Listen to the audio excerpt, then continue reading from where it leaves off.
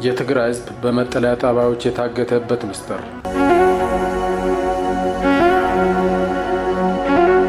ሰላም ለትግራይ ምድር ትልቅ ትርጉም ያለው ቃል ነው። ከሁለት ዓመታት በፊት በደቡብ አፍሪካ ፕሪቶሪያ ላይ የተፈረመው ስምምነት ለቆሰለው ለትግራይ ሕዝብ አዲስ ተስፋ፣ ለናፈቀው ሰላም ደግሞ መንገድ ይሆናል ተብሎ ነበር። ነገር ግን ዛሬ ያ ተስፋ በክደት ደመና እየተሸፈነ ይገኛል። ስምምነቱ እየፈረሰ፣ የጦርነት ነጋሪት ድጋሚ እየተሰማ ነው። ህወሓት የፕሪቶሪያን ስምምነት አንቀጾች አንድ በአንድ እየጣሰ ይገኛል። ትጥቅ ከመፍታት ይልቅ ዳግም መታጠቅን፣ ሰላማዊ ውይይትን ከመምረጥ ይልቅ የዛቻ ንግግሮችን አስቀድሟል። የሚገርመው ግን ራሱ እየናደ ያለውን ስምምነት ሌላው አካል አላከበረም በማለት ጣቱን ወደ ሌላ ሲቀስር ይታያል። ይህ የፖለቲካ ቁማር ህዝቡን ዋጋ እያስከፈለው ነው። ስምምነቱ ለህዝቡ እፎይታ ሳይሆን ለቡድኑ ጥቅምና ለዳግም ዝግጅት መደበቂያ እየሆነ መምጣቱ ግልጽ ሆነዋል። የትግራይ ህዝብ ካለፈው ጦርነት ጠባሳ ገና አላገገመም። የተሰበረ ልቡ ሳይጠገን፣ የወደመ ቤቱ ሳይሰራ አሁንም በመጠለያ ጣቢያዎች በብርድና በፀሐይ እየተጠበሰ ይገኛል። ህዝቡ በሰላም አየር መኖር ሲገባው በህወሓት ኃይሎች እንደ ፖለቲካ መደራደሪያ መያዣ ተደርጎ ተይዟል።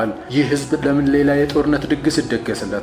እናቶች ልጆቻቸውን ለጦርነት ሳይሆን ለትምህርት ቤት መላክ የሚችሉበት ጊዜስ መች ነው? የትግራይ ህዝብ ሰላም ይገባዋል። ካለፈው ስህተቱ ተምሮ ለልማትና ለወደፊት ህይወቱ ማሰብ ሲገባው ዳግም ወደ እቶን እሳት የሚገፋበት ምክንያት ሊኖር አይገባም። የፕሪቶሪያ ስምምነት መከበር ያለበት ለህዝቡ ሲባል እንጂ ለፖለቲካ ትርፍ መሆን የለበትም። የህዝባችን ስቃይ መብቃት አለበት። መረጃው ለብዙዎች እንዲደርስ ቪዲዮውን ላይክ፣ ሼር እና ሰብስክራይብ ያድርጉ።